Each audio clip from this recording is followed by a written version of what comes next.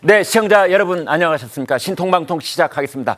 방금 들어온 속보를 말씀드리겠습니다. 방송 시작되기 약 30분 전에 서해안 지역에서 규모 4.8 지진이 발생했다는 속보가 들어와 있습니다. 자세한 소식 짚어보도록 하겠습니다. 최지연 기자. 네, 맞습니다. 전북 부안에서 규모 4.8의 지진이 지금 발생했는데요. 올해 최대 규모라고 하고요. 지진의 진앙이 전북 부안구 남남서쪽 4km, 발생 깊이 또 8km로 분석이 됐습니다. 네, 지금까지 우리가 지진 소식은 대충 이 동해안 쪽에 있는 곳에서 발생했다 또는 동해 바다 쪽에서 발생을 했다 이런 소식은 있었는데 서해안 지역은 유례가 드문 그런 지진 발생 소식인 것 같아서 조금 더 자세하게 알아보도록 하겠습니다. 현재까지 피해 상황 전해진 게 있습니까? 아직까지 피해 상황이 알려진 건 없는데요. 다만 이제 기상청에서 공지하기로는 낙하물과 여진에 좀 주의를 해달라 이런 공지를 내렸고요. 지금 전국적으로 지진 경보도 발동한 상태입니다. 네, 전국적으로 경보가 발생을 해서 저희 제작진들도 방송 시작되기 전에 당국으로부터 지진 경보가 오는 그 휴대폰이 떨리면서 이제 그 문자가 뜨는 그런 메시지를 볼 수 있었습니다. 최병무 국장께요. 자, 서해안 쪽의 지진은 매우 이례적인 것 같아요. 그렇죠. 우리는 지금까지 주로 이제 동해안 쪽에서 지진이 발생했다 뭐 이런 이제 소식을 접했고요. 네. 서해안에서 그것도 4.8 이 정도면 더군다나 그 육지에서 남남서쪽으로 4km 지점은 굉장히 가까운 지점이고요. 네.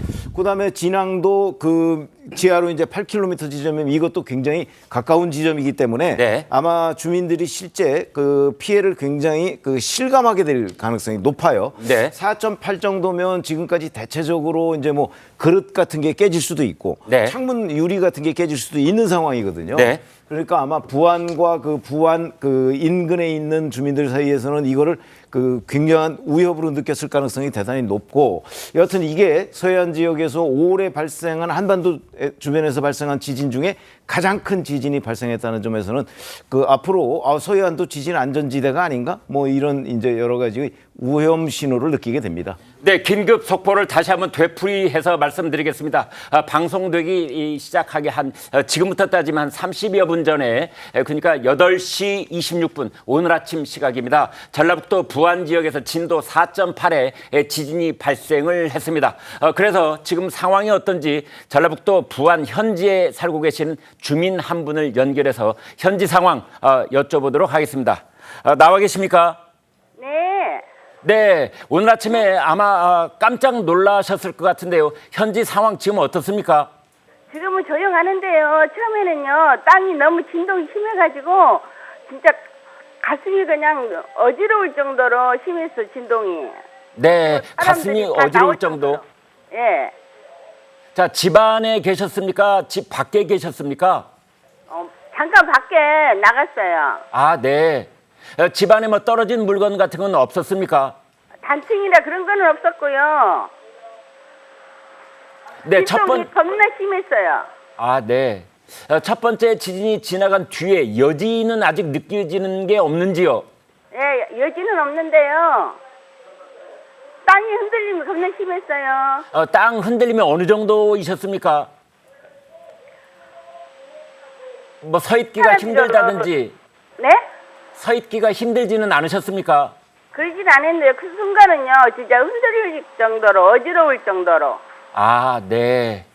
땅이 어지러울 정도로 흔들렸다라는 말씀.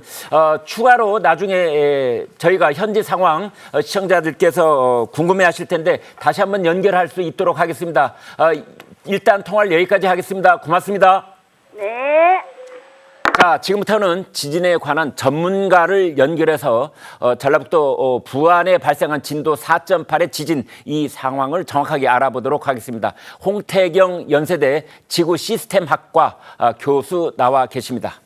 네, 안녕하십니까? 예, 안녕하세요. 네, 우리나라에서 지진이 흔하지는 않지만 주로 동해안 쪽에서 발생해 왔습니다. 이번에는 전라북도 부안 서쪽이고 내륙에서 발생을 했습니다. 어떻게 보십니까? 예, 이 부안에서 발생한 이번 지진은 한반도에서 주로 이제 지진 발생하는 빈도가 높은 지역은 아닌데요. 다만 과거에서 아주 지진이 발생하지 않았던 지역은 아닙니다. 그래서 이 부안 지역 일대에서만 하더라도 주로 이제 해역에서 주로 발생하긴 했지만 부안 일대 반경 10km 이내 지역에서도 몇 차례 지진이 관측된 적이 있고요. 네. 물론 이제 해역으로 뻗어나가면은 상당수 많은 지진들이 관측된 사례가 있거든요. 네. 다만 이제 그 당시 발생했던 지진들은 규모 2점대 지진들이 대부분이었고, 이번처럼 규모 4.8이나 되는 큰 지진은 이번은 처음이라고 할 수 있습니다. 네, 진도 4.8 이렇게 지금 그 규모가 측정되어 있는데 진도 4.8이면 어느 정도 공포를 느끼는 그런 지진이다 이렇게 봐야 되는지요? 예, 규모 4.8이면은 더 중요한 거는 지진이 발생하는 깊이가 중요한 문제가 될 수 있는데요. 지진 규모 4.8이 지표하고 가까운 곳에서 발생을 하게 되면 지표에 더 큰 영향을 줄 테고, 깊은 곳에 발생하면은 그 영향이 적어지는데, 이번에 깊이가 8km로 알려져 있고, 이것은 한반도에서 주로 발생하는 지진 발생 깊이하고 유사합니다. 그래서 진앙지에서 관측된 최대 진도가 진도 5 정도로 관측이 됐는데요. 진도 5 정도 되면은 가옥에 손상을 입힐 수 있는 정도가 됩니다. 뭐 파손까지 이를 수는 없고, 금이 가거나 아니면은 가옥 내에 있는 물건들이 떨어지거나 아니면은 유리창이 깨지는 정도의 피해를 볼 수 있는 정도가 이제 진도 5 정도 되거든요. 네. 그 정도의 그 피해가 예상되는 지진동이 진앙지, 그러니까 지진이 발생한 바로 그 윗땅 지역을 말씀드리는 건데요. 그리고 그 지역에서 벗어나게 되면은 점차 지진동의 크기가 약해지기 때문에 피해 정도는 점차 더 약해지기 마련입니다. 네.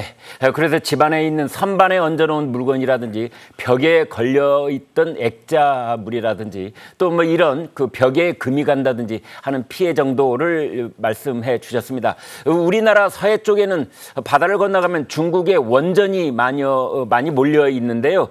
그쪽 지질판과는 관계가 없는 겁니까? 예, 한반도하고 그 중국 동쪽 지역은 사실 한 개의 블록판으로 연결되어 있다고 생각을 하고 있습니다. 이 서해 지역이 비록 해역이긴 하지만 대륙 지각이라고 알려져 있거든요. 그래서 이 대륙 지각은 한반도와 중국 대륙을 이제 연결하는 하나의 그 판이라고 할 수 있기 때문에 이게 이제 구분되어 있지는 않고요. 다만 이제 우리나라에서 발생한 지진이 중국 어떤 지진을 유발한다고 하기에는 거리상으로 꽤 떨어져 있고, 이번 지진이 규모가 상대적으로 그렇게 크지는 않기 때문에 그 먼 곳에 영향을 주기에는요, 그것에는 영향을 주기에는 어렵다고 볼 수 있는데, 다만 이번 지진이 발생한 한반도 내륙에 있는 다른 지역에 대한 영향을 따져볼 필요가 있을 것 같습니다. 네. 이번 지진이 진도가 그 최대 진도가 5 정도로 비교적 작기 때문에 인근에 있는 영광에 있는 원자력 발전소 등에 이제 영향을 미쳤을 가능성이 있는데요. 하지만 그 영향 정도가 지금 판단으로 봤을 때는 최대 진도가 그리 크지 않기 때문에 아마 영광 원자력 발전소에도 그렇게 큰 영향을 주지 않았을 거라고 예상이 되고요. 전체적인 피해로 보자면 피해가 크지 않을 공산이 있습니다. 네. 아마 현지에 계시는 주민들도 그렇고 아마 국민들께서도 가장 크게 걱정하시는 것은 앞으로 추가 여진이 있을까라는 점일 텐데요. 어떻게 판단하고 계십니까? 예, 이번 지진, 보통의 이제 규모 4.9라고 과거에 2007년도쯤에 오대산 지진이 발생한 적이 있는데요. 그 지진과 규모가 유사합니다. 당시에 이제 오대산 지진은 규모가 4.9고 산악 지역에서 발생을 했기 때문에 주변 지역에 큰 피해를 일으키지 못하고 지진동만 이제 멀리 관측되는 일로 끝났는데요. 네. 근데 이번 지진 같은 경우에는 규모 4.8로서 규모가 이제 유사하지만 바로 이제 내륙에 있고 도시 근처에 있어서 많은 사람들이 느낄 수 있는 진도가 되는데요. 그 당시 오대산 지진 때도 여진들이 꽤나 오래 지속된 사례가 있습니다. 이번 지진도 규모 4.8로서 한동안 여진이 이어질 공산이 있는데요. 그렇지만 여진뿐만 아니라 같이 걱정해야 될 것은 경주 지진 예를 보게 되면 경주 지진 규모 5.8 지진이 발생하기 전 한 50분 전쯤에 규모 5.1 지진이 먼저 발생을 하게 됩니다. 그리고 5.8로 연결이 되기 때문에 이번 지진 이후에 또 다른 지진을 유발할 가능성도 완전히 없다고 할 수가 없거든요. 그러니까 한반도 같은 경우는 이 정도 규모의 지진이 발생하면 일반적으로 작은 여진들이 이어지는 형태로 끝나고 말지만 경주 지진의 예처럼 그렇게 큰 지진으로 연결되는 사례도 있기 때문에 여진뿐만 아니라 더 큰 지진으로 갈 가능성에 대해서도 이제 주의 깊게 살펴봐야 되는 상황입니다. 네, 이 부분은 매우 중요한 말씀을 해 주셨기 때문에 진행자가 다시 한번 반복 말씀을 드려야 할 것 같습니다. 경주에 있었던 지진도 역시 처음에 지진은 5.1이었는데 그 여진 더 작은 지진이 잇따라 일어난 것이 아니고 오히려 더 큰 5.8 규모의 지진이 있었다. 따라서 이번에도 비슷한 지진이라고 한다면 서해안 쪽에서 일어난 이 지진, 제2차 지진은 1차 지진보다 큰 지진이 올 가능성도 배제할 수 없다라는 말씀입니다. 이 점을 현지 주민들 그리고 국민들께서는 아마 경각심을 가지고 좀 예의주시하고 계셔야 되지 않을까 싶은데요. 자, 홍 교수님, 앞으로 지금 이제 현지 주민 그리고 국민들께서 특히 주의를 해야 될 부분이 있다면요. 예, 지금이 사실 가장 중요한 순간이라고 할 수 있습니다. 아까 앞서 말씀드린 대로 더 큰 지진이 발생할 수도 있고 아니면 여진으로 연결될 수 있는데요. 지금 이번 지진에 의해서 건축물에 큰 피해는 없겠지만 그래도 피로를 쌓거나 건축물에 이제 금이 가는 형태의 이제 피해를 줬을 공산이 있습니다. 그래서 이제 또 다른 여진이 이어지게 되면서 건물에 더 큰 자극을 주거나 영향을 줄 개연성도 있기 때문에 한동안은 또 다른 지진이 발생할 가능성에 대해서 현지 주민들께서는 주의 깊게 살펴보셔야 되고요. 필요한 경우라면 지진 5개 대피소 같은 곳으로 대피할 수 있는 준비를 사전에 해주시는 것도 필요하다고 할 수 있습니다. 네, 지금까지 홍태경 연세대학교 지구시스템과학과 교수님이었습니다. 고맙습니다. 네, 감사합니다. 이번에는 지진의 이 진앙 지역에 살고 있는 전북 부안군 행안면 그곳에 살고 있는 주민 연결해 보도록 하겠습니다.